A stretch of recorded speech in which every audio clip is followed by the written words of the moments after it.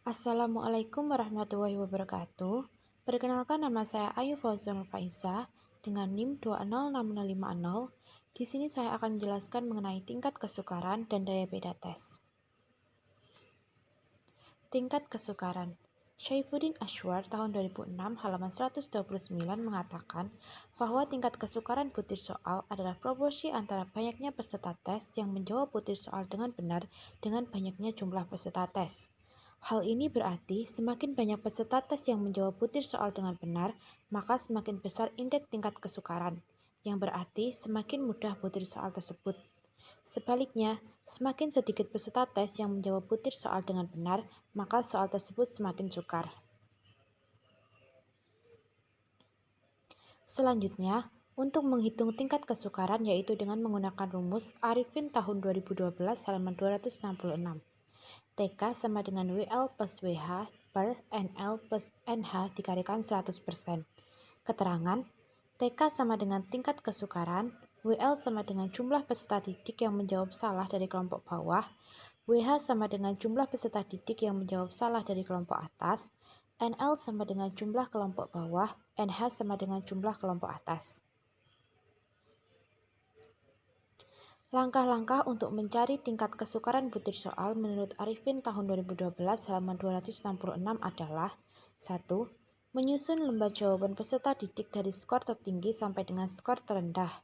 2. Mengambil 27% lembar jawaban dari atas yang selanjutnya disebut kelompok atas dan 27% lembar jawaban dari bawah yang selanjutnya disebut kelompok bawah. Sisa 46% disisihkan. Yang ketiga, membuat tabel untuk mengetahui jawaban benar atau salah dari setiap peserta didik, baik untuk kelompok atas maupun kelompok bawah. Jika jawaban peserta didik benar, diberi tanda 1. Sebaliknya, jika jawaban peserta didik salah, diberi tanda 0. Adapun kriteria penafsiran tingkat kesukaran soal menurut Arifin tahun 2012 halaman 270 adalah 1. Jika jumlah persentase sampai dengan 27% termasuk mudah.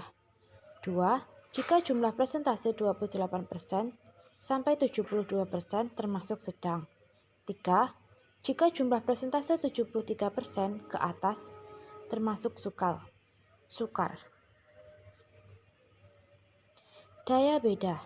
Dali Asnaga tahun 2002 halaman 67 mengatakan bahwa daya pembeda soal adalah kemampuan soal dengan skornya dapat membedakan peserta tes dari kelompok tinggi dan kelompok rendah. Dengan kata lain, semakin tinggi daya pembeda soal, semakin banyak peserta dari kelompok tinggi yang dapat menjawab soal dengan benar, dan semakin sedikit peserta tes dari kelompok rendah yang dapat menjawab soal dengan benar. Langkah-langkah untuk menghitung daya pembeda soal menurut Arifin tahun 2012 halaman 274 adalah 1. Membuat tabel persiapan. 2.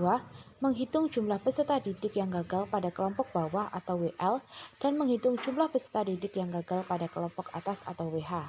3. Mengurangkan hasil WL dengan hasil WH. 4. Menghitung daya pembeda masing-masing soal. Adapun rumus untuk mengetahui daya pembeda adalah dP sama dengan WL dikurangi WH per N. Hoha tahun 2001 halaman 147. Keterangan, dP sama dengan besarnya daya pembeda yang ingin dicari. WL sama dengan jumlah peserta didik yang menjawab salah dari kelompok bawah.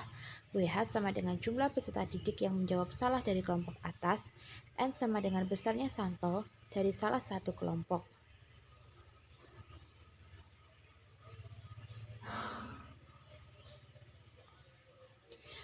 Untuk menginterpretasi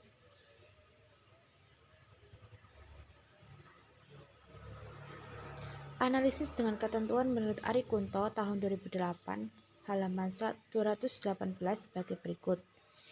dP sama dengan 0,00 sampai 0,20 sama dengan jelek. dP sama dengan 0,20 sampai 0,40 sama dengan cukup. dP 0,40 sampai 0,70 sama dengan baik. dP 0,70 sampai 1,00 sama dengan baik sekali. dP negatif, semuanya tidak baik.